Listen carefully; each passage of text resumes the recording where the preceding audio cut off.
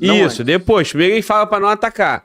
Depois ele comemora o ataque, depois ele dá um ataque, uma ameaça direta Uhum. ao líder supremo do Irã.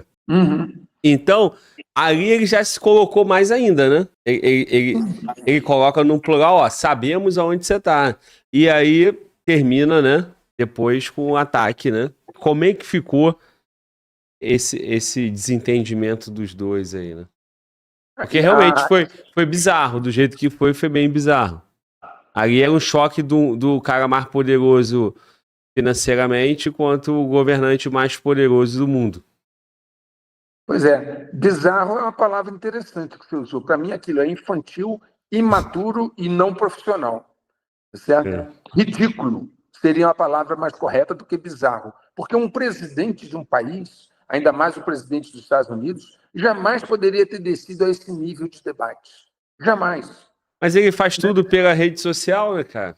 Aí vem o problema. Porque você sabe que você teclar no momento que você está com raiva, às vezes os dedos te levam a teclar coisas que você se arrepende. Glauber, quantas vezes você já se arrependeu de algo que você mandou para alguém pelo WhatsApp e tal, e você falou, pô, podia não ter escrito isso? Você sabe como é complicado isso, É. né? Então, veja bem, quais são os instrumentos de controle e contenção que um presidente tem? Ele tem uma coisa chamada porta-voz. Por que você tem um porta-voz, amigo? Vai Você tem um escrever o porta... texto, vai pensar, né, com calma. Exato, Vai entendeu? revisar. Vai revisar, vai deixar o barro secar, sabe a história do barro, né? Você tá nervoso, deixa o barro secar. Então você não responde naquela hora. Então, por exemplo, o cara te criou um problema. Você não pega o computador, abre o computador e sai teclando. Você já viu o Putin fazer isso? Você já viu o Xi Jinping fazer isso? Já viu É. qualquer um dos dois ficar lá nas redes sociais teclando? Você não viu e nem vai ver. Mas é o Entendeu? estilo dele, né? Pois é, um Diferente dos estilo outros. diferente e pior, muito ruim. Tanto que dá no que dá, esses vexames que acontecem. Esse bate-boca entre ele e o Elon Musk foi uma coisa ridícula, infantil, imatura, coisa de menino de escola. Né? E o Elon Musk ofendendo ele, dizendo que ele está na lista do Epstein, ele ofendendo o Elon Musk, dizendo, não, então vamos cancelar seus contratos. No final da história, no dia seguinte, deixa para lá, deixa para lá, deixa para lá. Nenhum dos dois fazem coisíssima alguma. Ele não cancelou os contratos do Elon Musk. O Elon Musk não provou que ele está na lista do Epstein. E fica essa coisa ridícula. Isso não é um papel de um presidente. Não é o papel de um presidente. O papel de um presidente é ser moderado. É ele ser o esteio do país. Ele ser aquele que absorve o problema, pensa na melhor estratégia e age de acordo. Quando ele precisa responder a alguém, ele instrui o porta-voz, troca ideia. Por exemplo, há um problema grave, reúne os conselheiros, ouve os diversos pontos de vista que ele não ouve. Ele só ouve aqueles que ele quer, que o apoiam, dentro do próprio círculo interno dele. Mas o normal, ouve os diversos conselheiros, seja se for na área econômica, os da área econômica, se for na área de segurança nacional, depois que ele chega a um entendimento do problema, que ele formula uma solução, se precisa dar uma resposta, ele chama o porta-voz, fala, vai lá e fala tal e tal coisa e tal. Aí o porta-voz acha as palavras corretas. Esse é o papel do porta-voz. Achar as palavras, o tom de voz, a forma como fazer. E ele Agora, ainda bota em caixa alta, né? ainda bota. Então, O imagina, tom amigo, tá ali no texto. é uma pessoa muito fácil de você provocar. É uma pessoa muito fácil de você trazer ele para um debate, né? Porque simplesmente o ego dele é enorme, a vaidade é colossal, qualquer coisa que você questiona, ele reage. Pessoas reativas e reagem com facilidade, são muito reativas, são muito fáceis de serem trazidas para armadilhas. Então, não funciona assim. Não é esse, digamos assim, o caminho, a melhor estratégia de um presidente dos Estados Unidos. Porque ele não é o presidente de uma empresinha pequenininha. O que ele fala faz efeito na bolsa, faz efeito nos mercados. E com o tempo, o que está acontecendo? As pessoas estão aprendendo a não levar a sério as coisas que ele fala. porque percebem que não se sustenta. Uma hora ele é contra o Putin, outra hora ele é contra o Zelensky.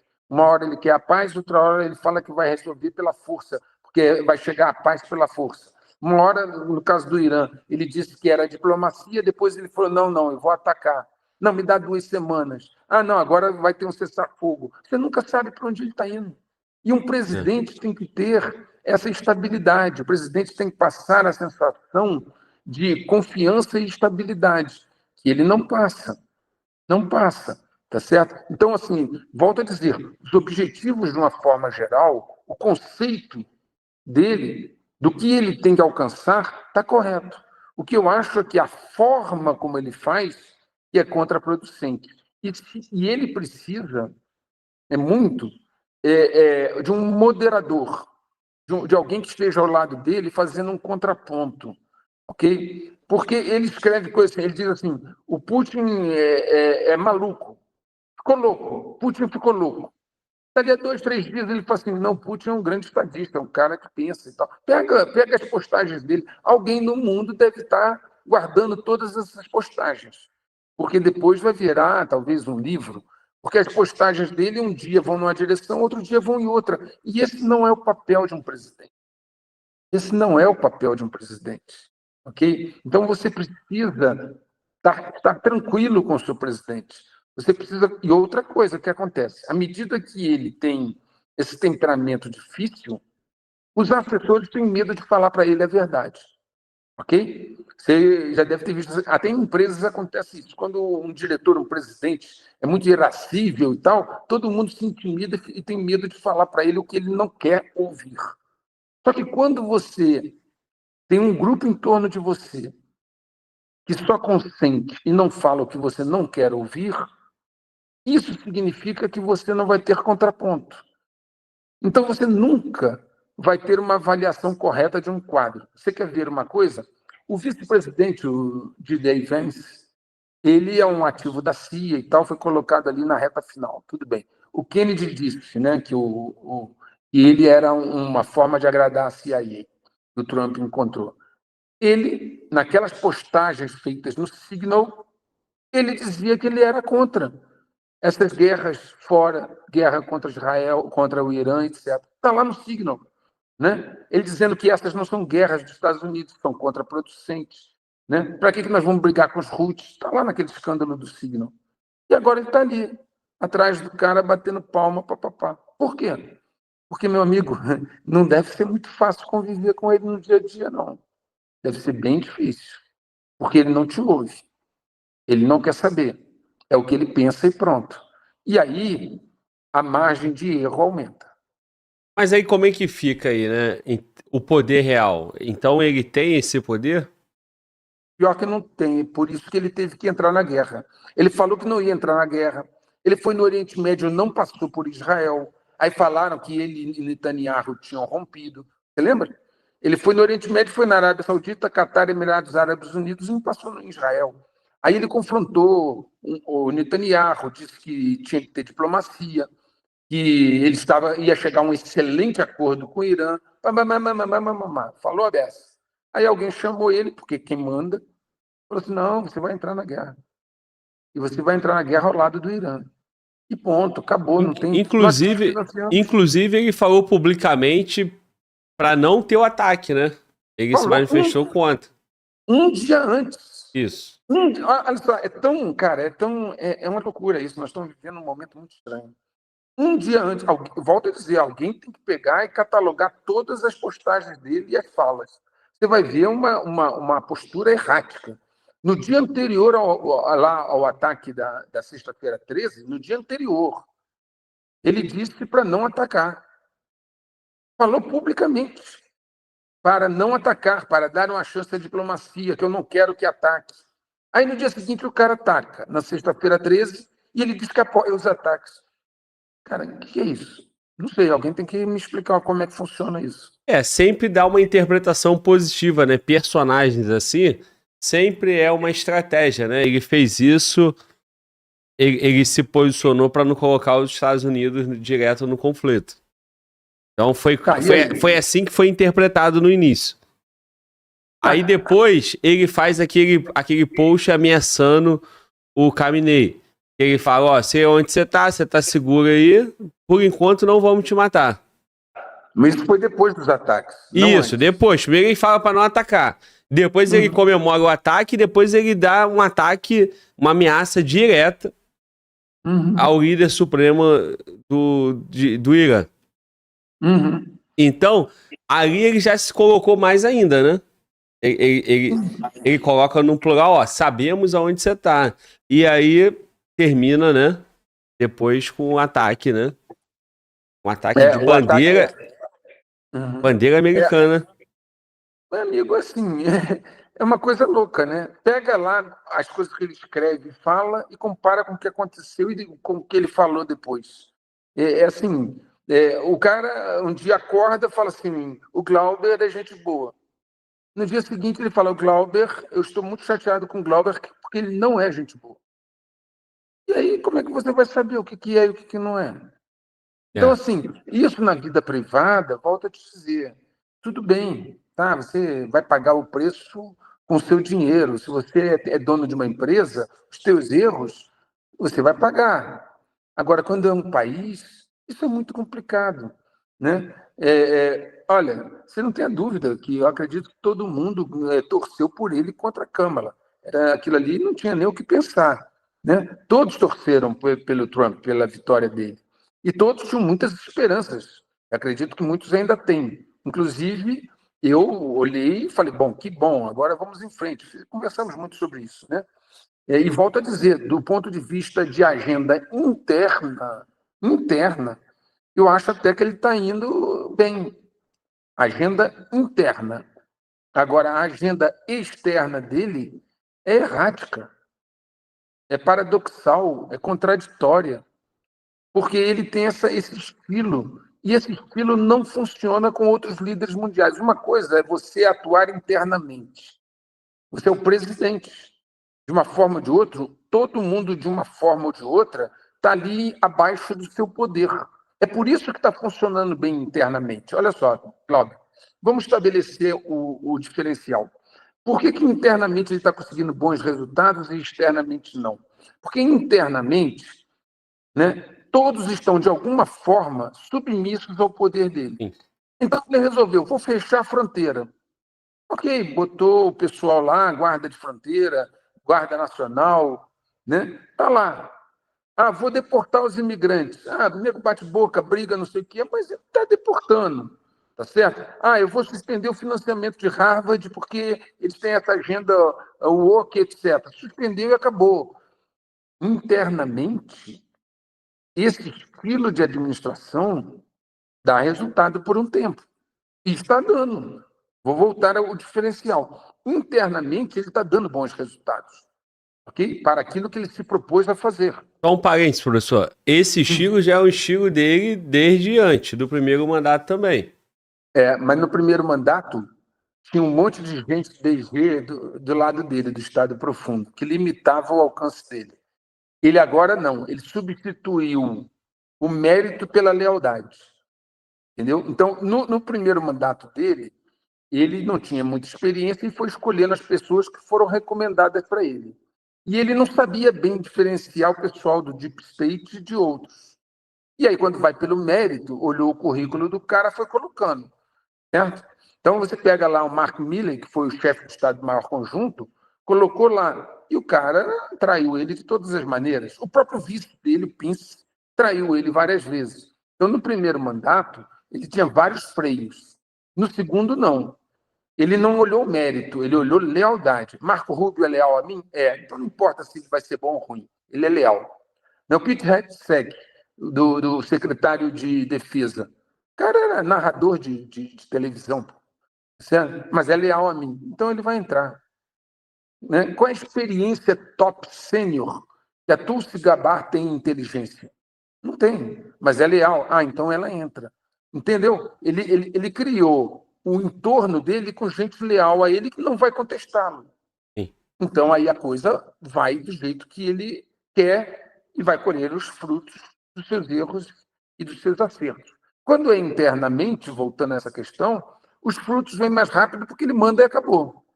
fecha a fronteira, deporta os imigrantes, corta o financiamento de Harvard. Beleza, vai indo, tá certo? Agora, quando você vai para o mundo externo, ele não tem como dar ordem para o Putin. Putin vai morrer de rir. Aliás, morreu de rir várias vezes em reuniões internas. Né? O conceito que eles têm internamente dele, lá nas discussões internas no Kremlin, eles morrem de rir. Ele não tem como dar ordem para o Xi Jinping. Nem passar perto. O cara morre de rir também.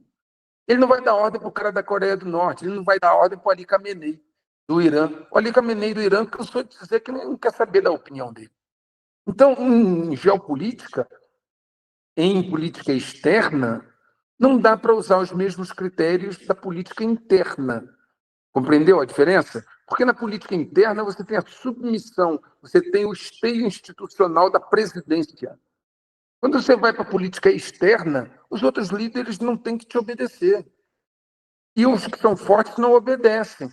E aí você não tem como impor como você impõe na política interna. Logo, o que acontece? Os resultados na política externa não vêm como vêm os da política interna. Entendo. E daí é o grande problema que tem hoje.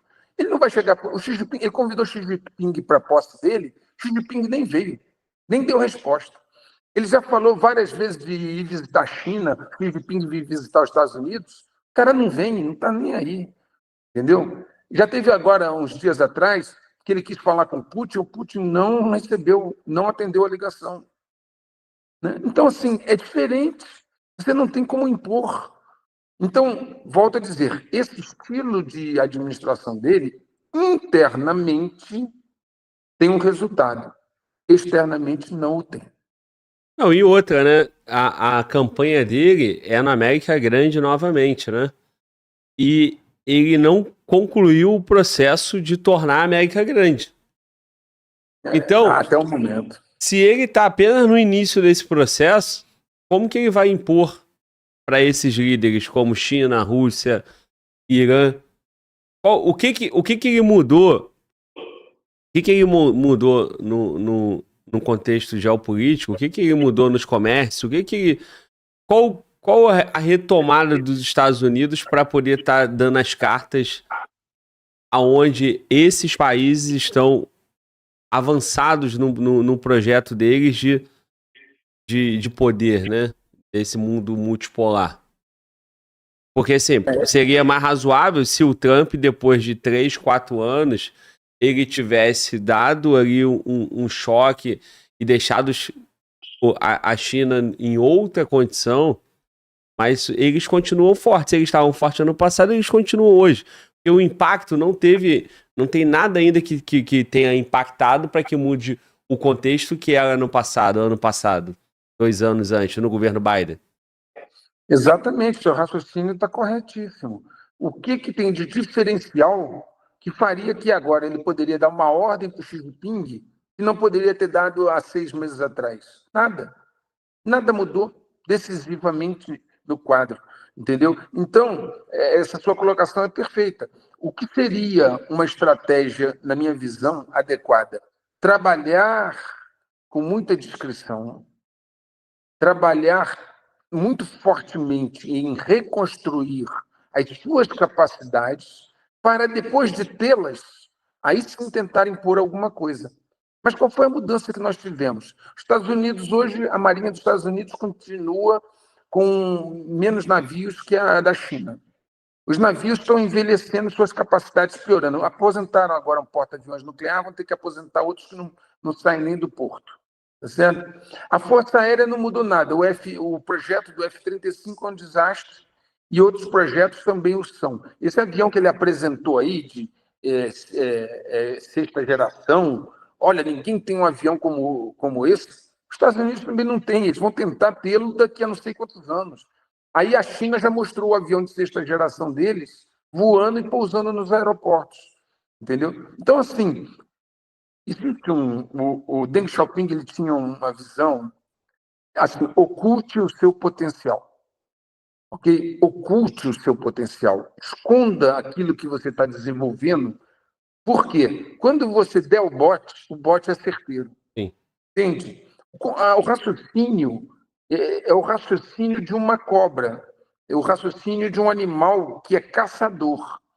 A leoa, antes de ela pegar a presa, ela fica ali, ó, ela vai espreitando, ela vai indo no entorno. Quando ela parte já decidida, ela já entendeu a estratégia para onde vai. A cobra se finge de morta ali, ó, tá ali. Mas quando ela dá o bote, ela dá o bote. Então, o que acontece? Você lá tem uma visão assim, oculte o seu potencial. Inclusive, o Xi Jinping está sendo muito questionado internamente porque ele feriu esse princípio. Ele começou a mostrar as forças da China. E eles entendem que não deveria ter mostrado até que fosse suficientemente forte para vencer sozinha. Porque hoje a China depende da Rússia para ganhar alguma coisa no campo militar. Então, o seu raciocínio está corretíssimo. Ele deveria ter trabalhado 2 anos, reconstruído as capacidades, tornado a América grande novamente, como ele diz, para depois ele sentar numa posição de força e falar: é assim que eu quero. Né? Já tinha trazido as empresas de volta para os Estados Unidos, já tinha reconstruído a base industrial dos Estados Unidos, já tinha trazido novos investimentos, fortalecido o dólar, reconstruído os navios da Marinha que estão com problema, né? Os navios de abastecimento hoje quase não têm. Né? Ou seja, fortalecido as suas capacidades para depois sentar na mesa. Isso ocorreria lá no 3º ano de governo dele. Mas não, como ele está sendo premido, porque ele sabe que o debacle, a dificuldade, o checkmate global pode ocorrer agora, há grandes probabilidades de ocorrer no 2º semestre, o tempo pressionou ele e ele saiu blefando para todo mundo. O resultado em política externa, vamos separar dos resultados de política interna, como eu falei, são esses. A guerra tarifária não produziu acordos comerciais praticamente nenhum. Tá certo? Os confrontos militares não foram a lugar nenhum, nem na Ucrânia e nem esse entre Israel e Irã. Nós vimos nada até agora. Vamos ver se vai ter esse cessar-fogo. As capacidades do Irã não foram destruídas, como a do Hezbollah não foi, a do Hamas não foi, e dos Houthis não foi. Tá certo? Lá em Taiwan, permanece a mesma situação. Ninguém destruiu as capacidades da China de invadir Taiwan. Então, o que nós estamos vivendo? Por outro lado, a União Europeia, sentindo-se ameaçada pela falta de apoio, resolveu agora se rearmar, né? Gastar dinheiro para se rearmar. Só que a União Europeia vai se rearmar com que dinheiro? Se a França não tem dinheiro em 2027 para pagar suas contas, a Alemanha quebrou, o Reino Unido está andando de lado, vai financiar isso com o quê? Não, nós vamos tirar esse dinheiro da assistência social. Você vai ter uma revolta dos imigrantes e dos pobres. Então, assim, por isso que se nós ficarmos aqui analisando os quadros detidamente, você vai ver que todos eles convergem agora para o 2º semestre de 2025. Daí, um prognóstico, uma probabilidade de ocorrência desses fatos, estar convergindo para o 2º semestre de 25.